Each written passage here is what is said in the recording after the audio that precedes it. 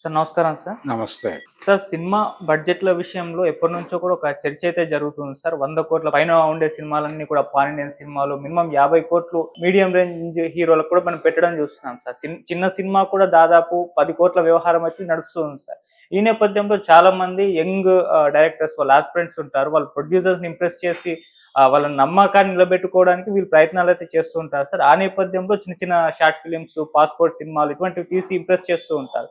ఈ నేపథ్యంలో కొంతమంది కొన్ని సినిమాలు తీశారు సార్. 'ఈసారి అయినా' అనే ఒక సినిమా అండ్ 'ఉద్వేగం' అనే 2 సినిమాలు రీసెంట్‌గా రిలీజ్ అయినాయి. చిన్న సినిమాలు కూడా. సో, మంచి ఆదరణ అయితే పొందుతున్నాయి సార్. ఇప్పుడు థియేటర్‌లో ఓటీటీలో రిలీజ్ చేసే ప్లాన్ అయితే ఉంది సార్. ఈ సినిమాల గురించి మీరు చూసారు కాబట్టి మీకెలా అనిపిచ్చాయి? సో, మీరు ఏం చెప్తారు సార్ వీటిపై? అంటే 'ఈసారైనా' అనే సినిమా విప్లవ్ అని అతను యాక్చువల్‌గా సినిమాల్లో వేషాల కోసం చాలా ప్రయత్నాలు చేశాడతను. హ్మ్. సినిమా కోసం అతను చేసిన సినిమాల్లో క్యారెక్టర్లు చేయటం కోసం ప్రయత్నం చేశాడు యాక్టర్ అవుదామని. ఓకే. ఆ ప్రయత్నాల్లో భాగంగా తనని తాను ప్రమోట్ చేసుకోవడం కోసం ఒక షార్ట్ ఫిల్మ్ తీద్దామనుకుని ఒక కథ తనే డిజైన్ చేసుకొని, అంటే అదేమిటి చాలా చిన్న లైన్. ఒక ఊళ్ళో ఒక కుర్రాడు అతనికి ఉద్యోగం అంటే రోజువారీ జీవితంలో వాళ్ళ ఇంటి పనులు, వ్యవసాయం వీటిలో నడుస్తూ ఉంటాడు అతను. హ్మ్. అయితే చదువుకున్నాడు కాబట్టి ఉద్యోగం కావాలి. ఆ ఉద్యోగం కూడా ఒక గవర్నమెంట్ ఉద్యోగం అయితే బాగుంటుందనేది ఒక ఆశ. ఈ గ్రూప్స్ ఇలాంటి వాటికి ప్రిపేర్ అవుతూ ఏదో ఒక గవర్నమెంట్ జాబ్ కోసం ప్రయత్నం చేయటం. ఈ ప్రయత్నాల్లో భాగంగా ఈ గవర్నమెంట్ టెస్టులు రాసి ఒక అమ్మాయి అంటే ఇతని ఫ్రెండు, అలాగే క్లాస్‌మేటు ఆ అమ్మాయి టీచర్ అవుతుంది. ఇలా ఆ అమ్మాయి కూడా ఉద్యోగం వచ్చేసింది. నువ్వేంటి ఇంకా ఇలా తిరుగుతున్నావు అన్న టోన్‌లో ప్రతి ఒక్కళ్ళు మాట్లాడుతూ ఉంటారు. ఈ రకమైన ఆందోళనలో ఉన్నటువంటి ఒక కుర్రోడి అంతరంగం ఎలా ఉంటుంది అనేది కథ. నెమ్మదిగా అతను అచీవ్ అవుతాడు. ఈ అచీవ్ అవ్వటానికి మధ్యలో అతనికి ఊర్లో జనాలకి, అలాగే ఈ టీచర్ ఉద్యోగం వచ్చినటువంటి తన కొలీగు, ఫ్రెండుకి తనకి మధ్య జరిగేటువంటి ఘర్షణలు, వీళ్ళు తనని ఎలా చూస్తున్నారు, తనని తాను ఎలా ప్రొజెక్ట్ చేసుకోవాలనుకుంటున్నాడు, తన ఫ్యామిలీ మెంబర్స్‌తో తనకుండేటువంటి ఇబ్బందులేమిటి, అంటే ఇలాంటి క్యారెక్టర్‌కి ఉండే ఇబ్బందులేంటి, దీని మీద చాలా చిన్న ఒక గ్రామంలో జరిగే కథ అతనే రాసుకున్నాడు. అతనే రాసుకుని ఒక షార్ట్ ఫిల్మ్‌గా తీసి దాన్ని యూట్యూబ్‌లో పెట్టాలి అనే ఉద్దేశంతో మొదలైన ప్రయాణం. ఈ జరుగుతున్నటువంటి క్రమంలో ఇది ఫీచర్ ఫిల్మ్‌గా కూడా రిలీజ్ చేసే ఛాన్స్ ఉంది అని వాళ్ళకి కాన్ఫిడెన్స్ వచ్చింది. హ్మ్. కాన్ఫిడెన్స్ వచ్చిన తర్వాత కొంచెం దాన్ని పెంచే ప్రయత్నం చేశారు. అయితే పాయింట్‌కున్నటువంటి లిమిటేషన్ కొంతుంది. అతను తీసుకున్న పాయింట్‌కున్న లిమిటేషను ఒకవైపు ప్రైవేటైజేషన్ జరిగిపోతున్నటువంటి క్రమము, ప్రభుత్వ ఉద్యోగాలనేవి నెమ్మదిగా మృగ్యమైపోతాయి. ఈ ప్రాసెస్‌లోనే ప్రైవేట్ రంగంలోకి రిజర్వేషన్లు విస్తరించాలి లాంటి ఆలోచనలు, ఉద్యమాలు రూపం దిద్దుకునే ప్రయత్నం జరుగుతున్నటువంటి నేపథ్యంలో ఇలాంటి కథలు అంటే ఇవన్నీ కూడా మాట్లాడి ఉండాల్సింది ఆ సినిమాలో. హ్మ్. అయితే ఒక గవర్నమెంట్ ఉద్యోగం కొట్టడం అనేదే సెంట్రల్ పాయింట్‌గా తీసుకుని, ఆ పోటీ పరీక్షలు ఎలా ఉంటాయి, దానికి ఎలా ప్రిపేర్ అవ్వాలి, కెరియర్ ఏమిటి అనే దాని మీద కొంచెం ఎక్కువ ఫోకస్ నడిచింది. నడిచి ఆ ఏరియాలో కొంత ఆయన జనాల్ని క్యూరియస్‌గా ఉంచే ప్రయత్నం చేశాడు. ఎంగేజ్ చేయాలనుకున్నాడు. ఆ ఎంగేజ్ చేయడం జరిగింది. తనే హీరో క్యారెక్టర్ ఏసాడు. ఆయనే రచయిత, ఆయనే దర్శకుడు. ఒక రకంగా తనే డబ్బులు పెట్టినట్టున్నాడు. బయట ఎవరినో పార్ట్నర్స్‌ని తీసుకొని. ఇలా యూట్యూబ్ కోసం అనుకున్న షార్ట్ ఫిల్మ్‌ని ఫీచర్ ఫిల్మ్‌గా మార్చి ప్రధానంగా అతను నమ్ముకుంది విలేజ్ యూత్ మధ్య జరిగేటువంటి కాన్వర్జేషన్స్, దాన్ని లైవ్లీగా నడపడం ద్వారా జనాల్ని ఎంటర్టైన్ చేయవచ్చు అనేటువంటి ఒక మోటో ఉంది అతనికి. అది కనిపిస్తుంది సినిమాలో. ఆ రకంగా హిట్ అయినటువంటి సినిమాలు ఈ మధ్య మనం చాలా చూసాం. జాతిరత్నాలు ఇవన్నీ కూడా అలాంటి లక్ష్యంతో హిట్ అయిన సినిమాలే. హ్మ్. వీటన్నిటి ప్రభావం ఉంది అతని మీద, ఈ నటుడి మీద.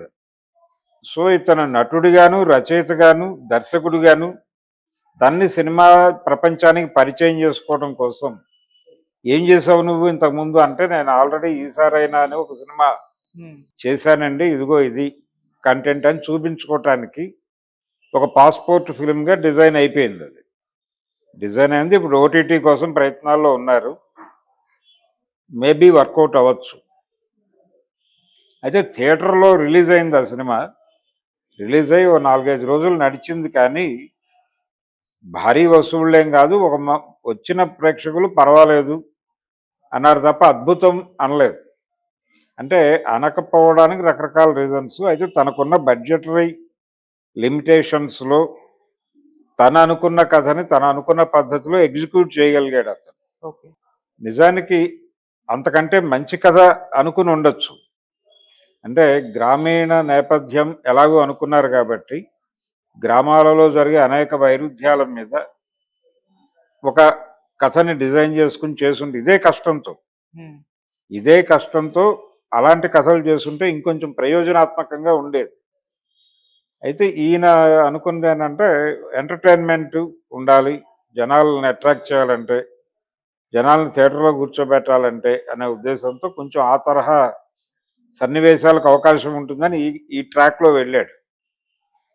అది టోటల్గా ఈసారైనా అనే సినిమా మీద నా ఒపీనియన్ నేను చూశాక.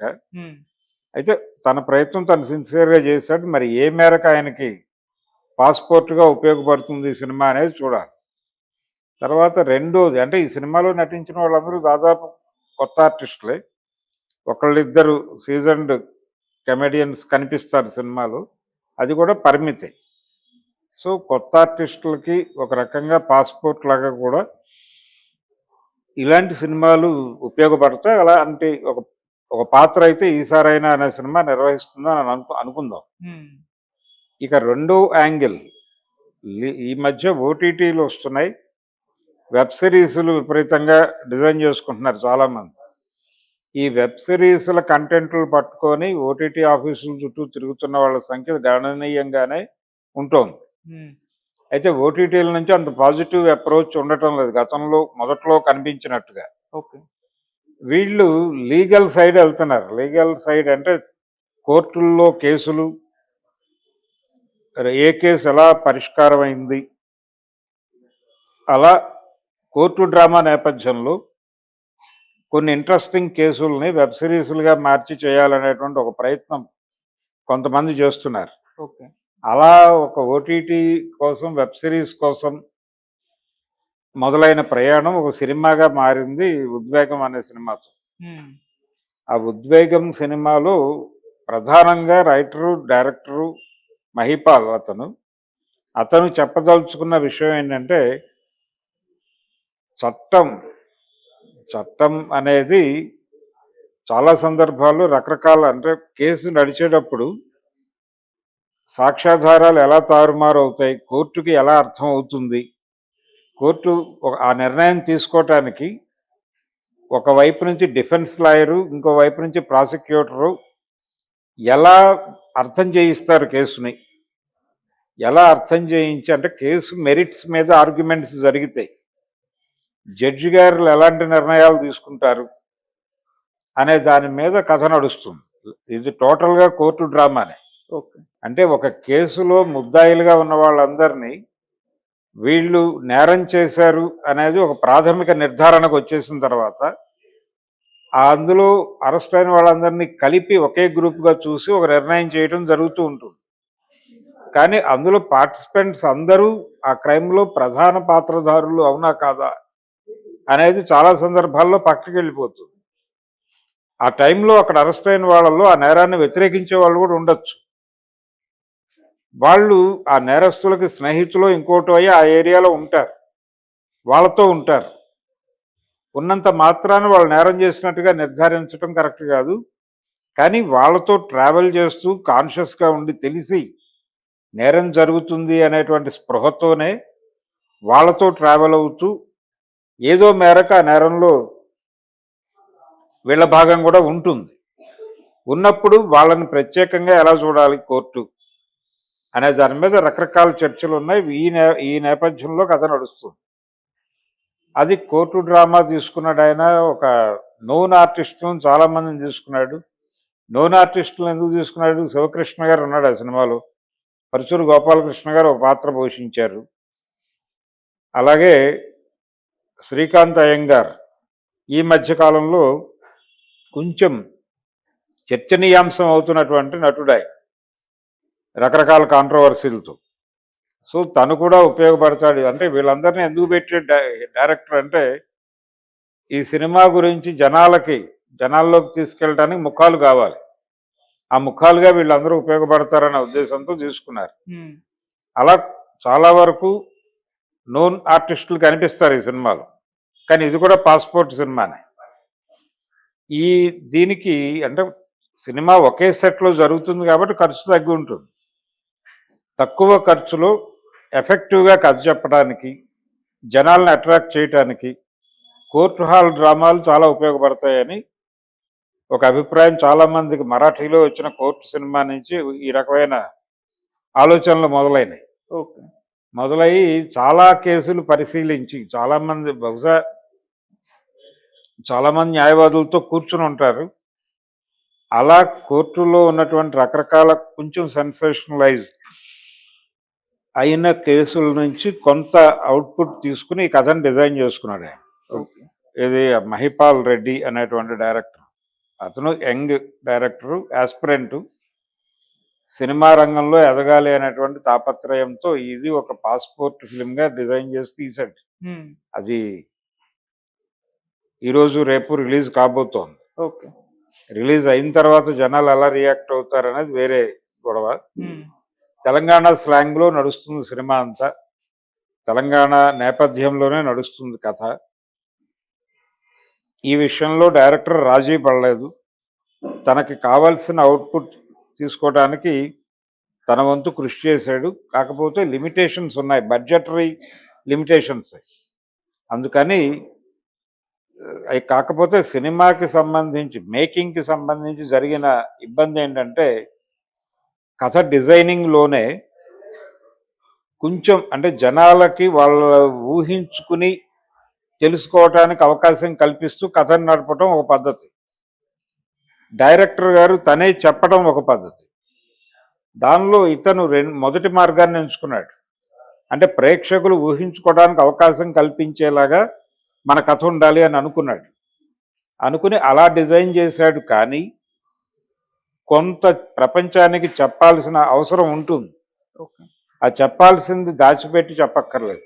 ఓపెన్గా మాట్లాడే అంశాలు కొన్ని ఉంటాయి, వాటిని కూడా మర్మగర్భంగా చెప్పే ప్రయత్నం చేశాడు ఇతను. అలా అక్కర్లేదు, ఓపెన్గా చెప్పచ్చు. దానికి తగ్గ స్కోప్ ఉంది దీనిలో. అంటే ఫస్ట్ హాఫ్లో కొంత లాగ్ ఉంది. ఆ ప్లేస్లో దీన్ని పేస్ట్ చేసి ఉంటే ఈ అభిప్రాయాలని సినిమా ఇంకొక లెవెల్లో ఉండుండేది. కాకపోతే ఒక నిజాయితీతో చేసిన ప్రయత్నం అది. ఉద్వేగం అనే సినిమా నిజాయితీతో జరిపినటువంటి ఒక ప్రయత్నం. అది థియేటర్లో రిలీజ్ అవుతోంది. ఏ మేరకు జనాల్ని కనెక్ట్ చేసుకుంటుంది అనేది చూడాలి. కంటెంట్ బాగుంటే జనాలు భుజాన్ని వేసుకుంటున్నారు, అది కనిపిస్తోంది. ఈ మధ్య కా అనే సినిమా అలాగే జరిగింది. ఆ టైంలో రిలీజ్ అయిన ఇంకొక సినిమా, అంటే 2 సినిమాలు ఉన్నాయి. లక్కీ భాస్కర్ ఉంది, తర్వాత అమరన్ ఉంది.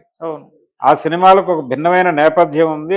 అందులో ఉన్న ఆర్టిస్టులు, ఆ గొడవ వేరు, ఆ బ్యానర్లు వేరు.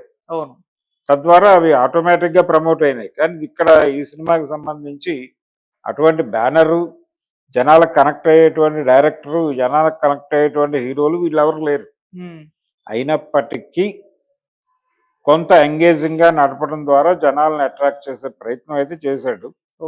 ఏ మేరకు జనాలను ఆకట్టుకుంటుంది అనేది చూడాలి.